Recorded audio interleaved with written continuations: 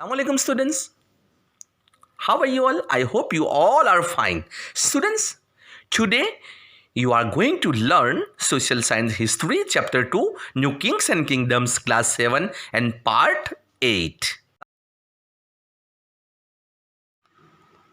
What to learn? Inscription and text. Students, inscription provide us the details about the Sabha. Sabha has separate committees to look after various works. Committees for irrigation works, gardens, temples, etc. Who were the members? Who were the members? How did they become members? Inscription and text. Text में तो हम हमारे पास जो लिखित जो सामग्री होती है ना, इसको हम टेक्स्ट बोलेंगे. इंस्क्रिप्शन का अर्थ होता है अभिलेख. The working of a sabha according to the Uttaramerur inscription. इसका मतलब क्या हुआ? उत्तर मेरूर अभिलेख के अनुसार सभा की सदस्यता. All those who wish to become members of the Sabha should be owner of land from which land revenue is collected. हाँ, सभा की सदस्यता के लिए, मेंबर्स बनने के लिए इच्छुक लोगों को, जो जिसकी इच्छा थी, उन लोगों को ऐसी भूमि का, ऐसी लैंड का, जमीन का, भूमि का स्वामी होना चाहिए जहां से भू राजस्व वसूला जाता है. Revenue, which land revenue is collected, जहां से भू राजस्व वसूला जाता है.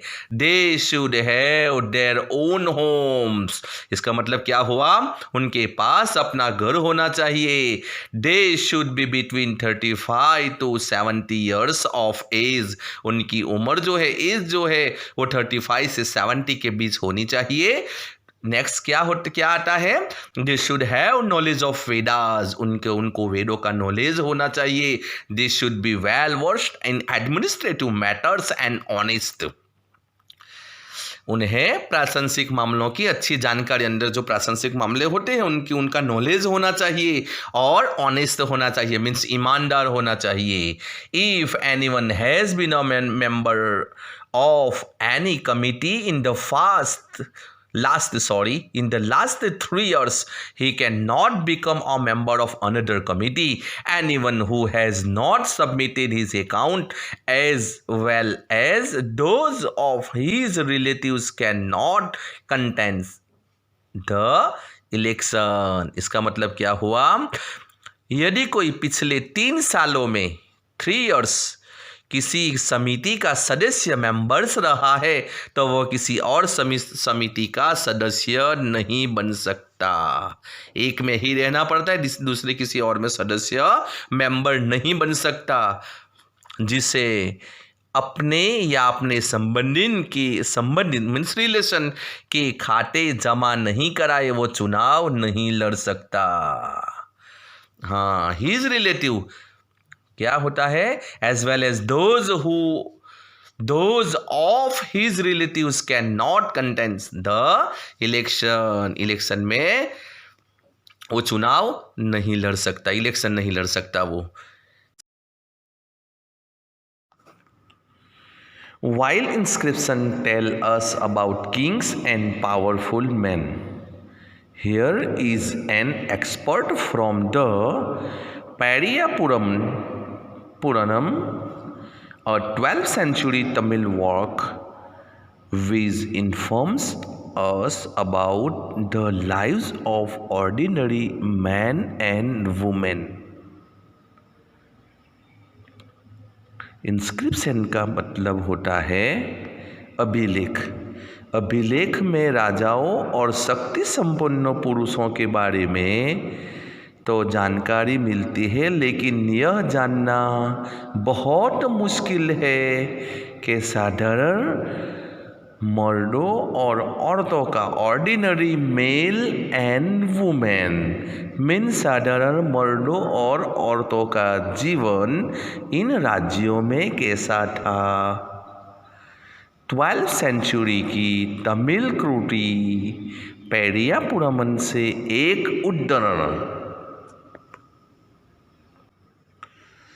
On the outskirts of Adanur, was a small hamlet of Pulayas, a name of used for a social group considered outcasts by Brahmins and Vellal.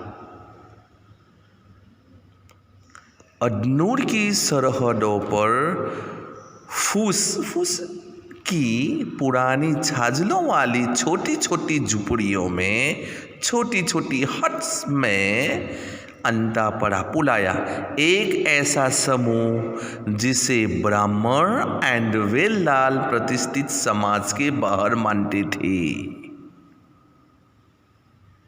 Stood with a small hut under old theses and inhabited by agrarian laborers engaged in manual occupations.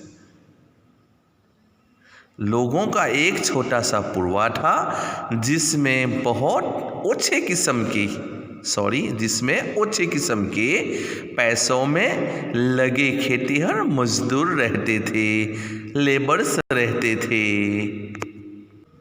In the thresholds of the huts covered with the strips of leather, चमड़े की पट्टियों से घिरे हुए झुपड़ियों में, हाथों में छोटे मुर्गे, little chickens move about in groups. Dark chickens who wore pads of black iron were prancing about, carrying little puppies. Means चमड़े की पट्टियों से घिरे हुए झोपड़ियों के हाथों में छोटे छोटे मुर्गियाँ झुंडों में घूमते रहते थे.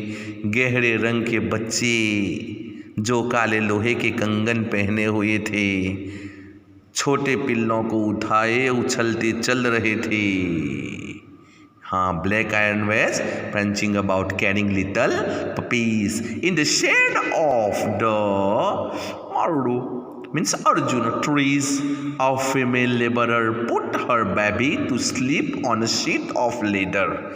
There were mango trees from whose branches drums were hanging, and under the coconut palm, in little hollows on the ground, teeny-headed bitches lay after wappling. The red-creased cocks crowed before dawn, calling the brave Pulayar plural to their day's work, and day by day under the shade of kanji tree spread the voice of the very hired Pulaya women singing as they were husking paddy. इसका मतलब क्या हुआ? पहले paragraph से मैं explanation कर रहा हूँ. On the outskirts of Adnur was small hamlet of Pulayas, means अदनूर की सरहदों पर फूस के पुरानी छाजलों वाली small huts, छोटी छोटी झुपड़ियों में अंटा पड़ा पुलाया, एक ऐसा समूह था, ग्रुप था जिसे ब्राह्मण और वेल्लाल प्रतिष्ठित समाज के बाहर मानते थे. लोगों का एक छोटा सा पुरवा था. विलेजेस में ऐसा होता है ना, जिसमें बहुत ओछे किस्म की पैसों में लगे खेतूर मजदूर रहते थे, लेबर्स रहते थे. चमड़े की पट्टियों में घिरे हुए झोपड़ियों के हाथों में छोटे छोटे मुर्गियाँ झुंडों में घूमते रहते थे. वहाँ पे एक छोटी सी झुपड़ी जैसा बना के वो लोग रहते थे, और उनके साथ साथ अपने साथ छोटे मुर्गे और मुर्गियाँ भी रखते थे, और झुंडों में वो घूमते रहते थे. गहरे रंग के बच्चे जो काले लोहे के कंगन पहने हुए थे, छोटे छोटे पिल्लों को, छोटे छोटे बच्चे होते हैं ना, पिल्लों को उठाए उछलते चल रहे थे. मारुद पेड़ों की छाया में एक मजदूरनी ने अपने बच्चे को चमड़े की एक चादर पर सुला दिया. चमड़े की एक चादर पर सुला दिया। आम के पेड़ भी थे जिनकी शाखाओं पर नगाड़े लटके हुए थे और नारियल के पेड़ों के नीचे जमीन में बने छोटे गड्ढों में छोटे सिरों वाली कुत्तियां पिल्लों को दूध पिलाने के बाद लेटी हुई थी। लाल कलगी वाले मुर्गों ने पाँव फटने से पहले तगड़े पुलैया यानी पुलैया का बहुवचन को दिन के काम पर जाने की हाँक लगाए हुए बांग दे दी।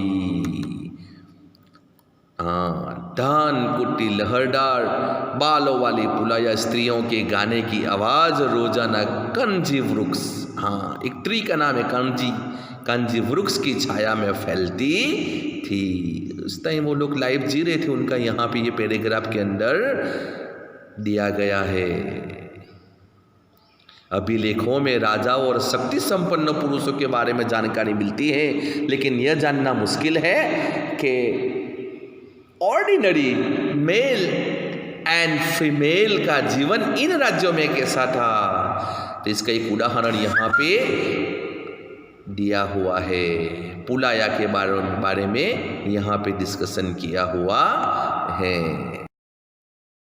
China under the Tang dynasty. In China, an empire was established under the Tang dynasty, which remained in power for about 300 years, from the 7th to the 10th centuries. Its capital of Xi'an was one of the largest cities in the world, visited by Turks, Iranians, Indians, Japanese and Koreans. ये paragraph मैंने पढ़ा है, इसका मतलब ये हुआ कि चीन में तांग राजवंश के तहत एक साम्राज्य स्थापित हुआ। Established under the Tang dynasty an empire. An empire was established under the Tang dynasty, which remains in power for about 300 years.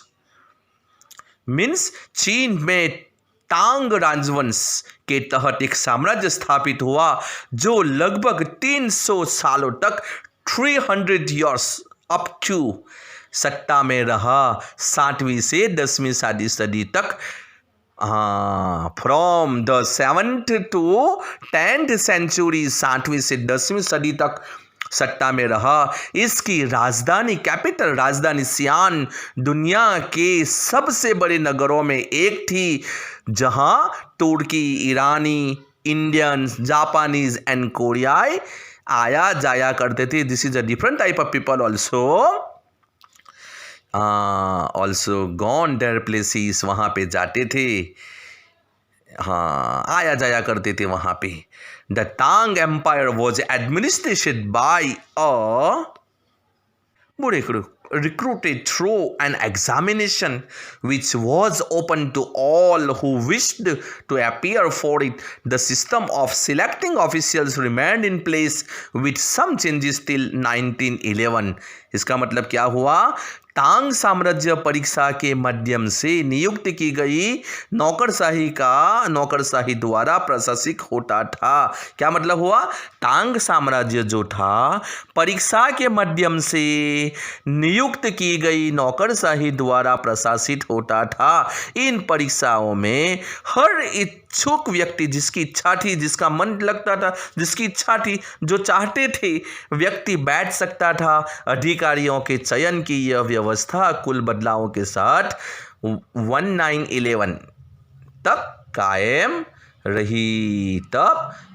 रही। The system of selecting official जो सिलेक्ट करते हैं ना, remain in places with some changes till कहाँ कब तक? 1911. In what ways was this dynasty different from those prevalent in this Indian subcontinent? Indian continent में प्रचलित व्यवस्थाओं से यह व्यवस्था किन मायनों में भिन्न थी? यहाँ पे हमारा लेसन पूरा हो रहा है। Okay students, end of part 8 you have learned inscriptions and text. Next should be exercise notes. Okay students, stay home, stay safe. Thank you.